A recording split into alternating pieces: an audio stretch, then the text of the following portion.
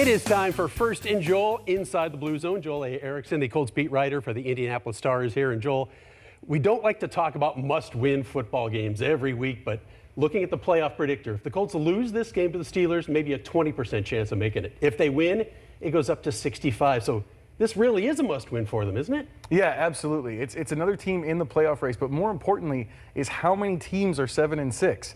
There's 6 teams in the AFC for 2 spots, essentially, the way it sets up right now, that are all 7-6. And a couple of them, like the Broncos, essentially don't play a lot of really good teams down the stretch. You're looking at, if you lose this game, you pretty much have to win out to get in, and that's not a good place to be. And right now, the Steelers are 6th seed, and the Colts are the 7th seed.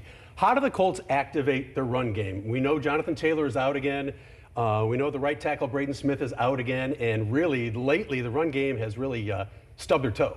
Yeah, and Pittsburgh generally has not been good against the run, but the problem is the Colts have struggled against other teams that haven't stopped the run well lately. They've got to start doing some stuff, like knowing that there's going to be base defenses. That's what teams have been doing. They've been putting lots of big personnel in, even when the Colts have 3 wide receivers in. They've got to find some way schematically, whether it's keeping more tight ends in, whatever they have to do to get that stuff going, because if they can't run the ball, the whole game comes down to Gardner Minshew in the passing game, and we've seen that's not a formula that wins. Remarkable. On the other side of the ball, the Colts do get Juju Brents back, also E.J. Speed, which will make a huge difference. Steelers like to play smash-mouth running football. Can the Colts stop it?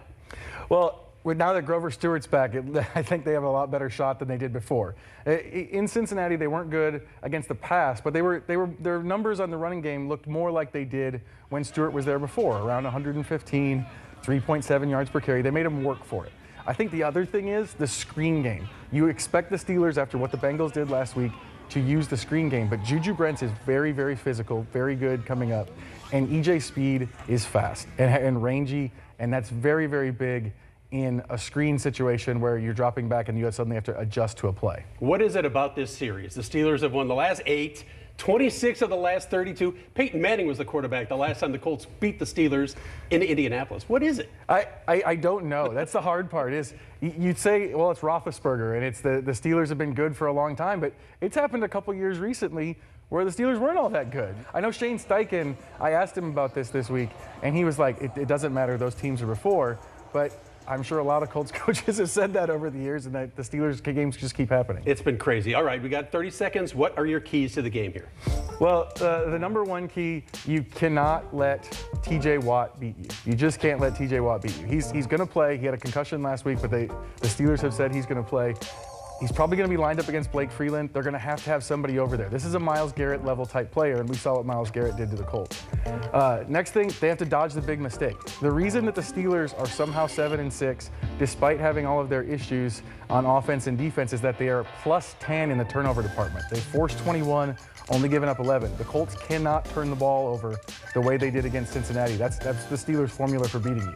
And then the last thing is, double down against the run. With Mitch Trubisky in there, and honestly with Kenny Pickett in there before, this is not a Steelers passing game that's going to consistently hurt you. They can go big to George Pickens maybe once a game, but they're not really going to do it consistently. The run game is the way they're going to do it. Najee Harris, Jaylen Warren, they have to stop that. Grover Stewart has to be big. Time to break that streak for the Colts. Joel A. Erickson, thank you. See his work at the Indianapolis Star. We'll have much more in the Blue Zone coming up right after this timeout.